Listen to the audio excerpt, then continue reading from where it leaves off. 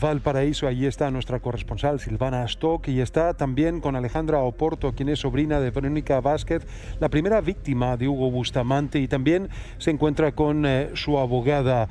Derechamente, ¿la justicia aquí es responsable de este nuevo homicidio? Se lo preguntamos a ellas. Verónica, muchísimas gracias por acompañarnos, Alejandra. Te damos la palabra. Gracias a ustedes. Sí, claro, la justicia claramente es totalmente y absolutamente responsable. Hay una cosa muy clara, es triste pero muy clara.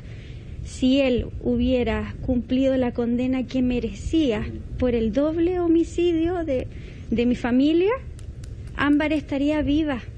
No estaríamos lamentando la muerte de una pequeña de 16 años que tiene todo el derecho a vivir, así como tenía el derecho a vivir mi tía Becky y así como tenía derecho a vivir y a crecer el Kenito. Así sí, que sí, la justicia es totalmente responsable. No hubo criterio, no hicieron bien su trabajo. Algo tan simple como leer el papel y decir, oh, acá hay un doble asesino, no, imposible que pueda salir. Un ladrón, no sé, cualquier otra cosa, pero un asesino, esas son cosas que uno no entiende y jamás las va a entender. Por eso hay que volver atrás, tener criterio, reconocer que se han equivocado y empezar a hacer las cosas bien. Alejandra, lo decía la nota, es un país completo en este minuto que está exigiendo justicia por Ámbar. En su momento a Hugo Bustamante se le condenó por homicidio simple, ¿no es cierto? No fue homicidio calificado, por lo tanto no tuvo las penas máximas. ¿Tú sientes que en el caso de Verónica y de su hijo no se hizo justicia en definitiva? No solo por la salida en libertad después de cumplir 11 años, sino que por la condena original. Claro que sí. 27 años era muy poco. Dentro de esa condena uno piensa que 27 años por dos personas es muy poco. Aparte de eso podemos sumarle la alevosía que tuvo, el móvil que tuvo de robar, el dinero que ella tenía y de todo lo que todos conocemos lo que hizo, que es muy parecido a lo que hizo con Ámbar. Entonces una persona así debiera tener una condena muchísimo más grave porque él no está enfermo, él sabe perfectamente lo que hace, todo lo planifica. Entonces que se den cuenta de eso los psicólogos, los peritos, gendarmería, tiene que haber un criterio también para decir sí, esto se suma y así ir agrandando la condena. Pero 27 años es nada, y más aún que le den la libertad a los 11, claramente no se hizo justicia con ella, ni con el niño. Y Alejandra, está tu abogada, te acompaña, le damos la bienvenida también. Y lo decía Alejandra, finalmente le gustaría que se asumiera el error, pero lo que sabemos es que se falló apegado a derecho y que no habría error. ¿Cómo lo visualiza la abogada? También se está hablando de una posible acusación constitucional contra la magistrada que encabezaba esa comisión en la salida que tuvo Hugo Bustamante. ¿Cómo lo ve usted como abogada? Bueno, en definitiva no comparto la visión de que se ajustó plenamente a derecho, porque ya se lo conversaba también al vicepresidente de la Asociación de Magistrados, existía la posibilidad de aplicar un criterio que visibilizara la voz de las víctimas, si existía. En esa época en que todavía no se modificaba el decreto ley que regula la libertad condicional, la Corte Suprema tenía distintos fallos.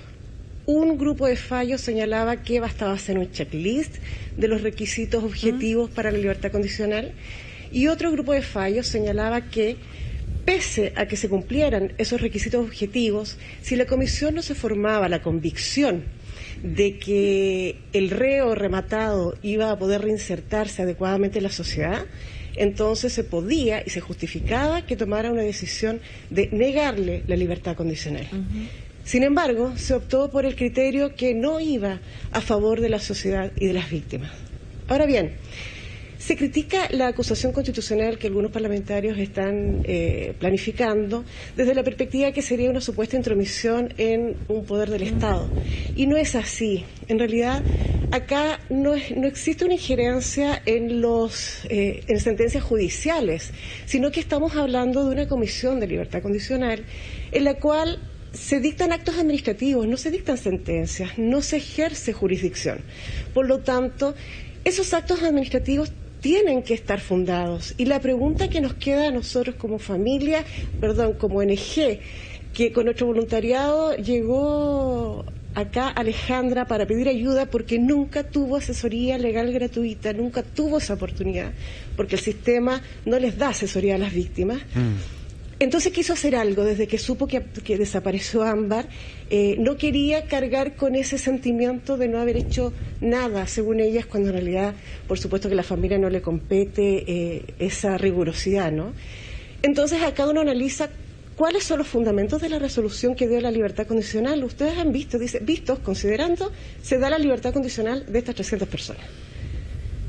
Si la comisión tuvo dudas del informe de Gendarmería, uno desconoce, siendo la institución que pasa el día a día con los reos y por algo opina lo que opina, debió haber buscado otros informes que señalaran y le dieran certeza de que iba a ser una persona que se reinsertara en la sociedad.